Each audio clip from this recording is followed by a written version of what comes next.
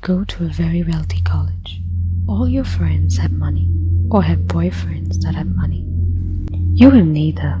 You are frustrated, determined to find yourself the richest boyfriend or maybe even a sugar daddy. You open Tinder on your phone and you start swiping. Most of the guys on there are either broke or bad looking. You keep swiping. Every now and then you come across some dude flashing his Balenciaga hoodie, but on closer inspection you find all of them are fake. Just as you're about to give up, you come across this guy, Mark, 27. His bio says, Carpe Diem. He's not just super hot, he's got the dough. There are pictures of him with Lambos, all Gucci clad, and there are even pictures of his friends who look equally wealthy. You swipe right. It's a match. You couldn't believe it. Why? How? You always thought of yourself as attractive. But this guy? He's way out of your league.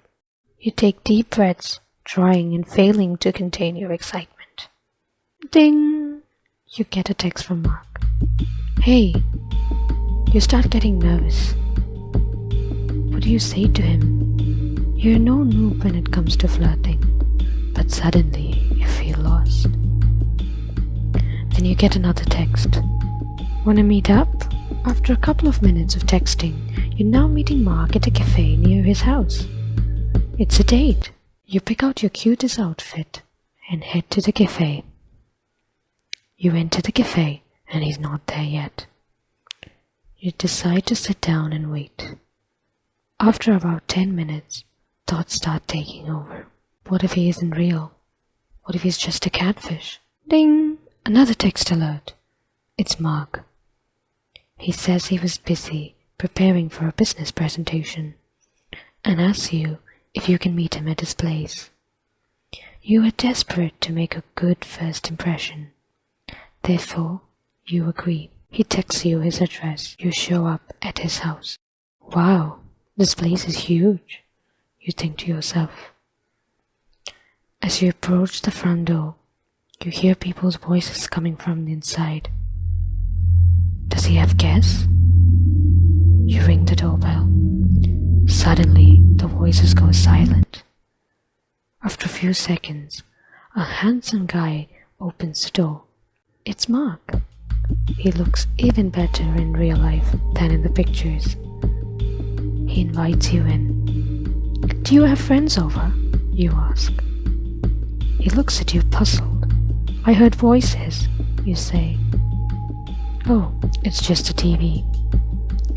He apologizes for not making it to the cafe and offers you fruit juice to make it up to you. You drink it. Suddenly, your head starts to get dizzy. Everything goes black. Minutes pass by, or is it hours? You don't know. You wake up, still dizzy, to see 5 people standing in front of you, men and women. All of them are dressed in long white robes and have knives. You realize your hands are being tied to your back. You can't feel your body anymore. You try to make out people's faces, but the room is poorly lit. Mark! It's Mark! He's right in front of you, staring at you. Then you realize the other people are the friends from his photos. Who are you? What are you going to do to me? They ignore you. Mark kneels and starts doing something to your body. You don't feel anything below your neck. Is this a cult? Are you witches? You scream. But then something hits you. The knives look weird. They don't look like normal kitchen knives. They are smaller. They look more like medical scaffolds. The white robes start to look less like a cult uniform and more like a lab coat. Confused, you look down. Your stomach is cut open. There's blood everywhere. Mark takes a small piece of paper from his coat pocket and goes through it. You let out a faint scream. He looks up at you and grins. We just need a kidney and a few other organs. You live. By the way, witches aren't real, babe. We are doctors. If you enjoyed this video, consider liking and subscribing. This is only the first of the many creepy stories to come.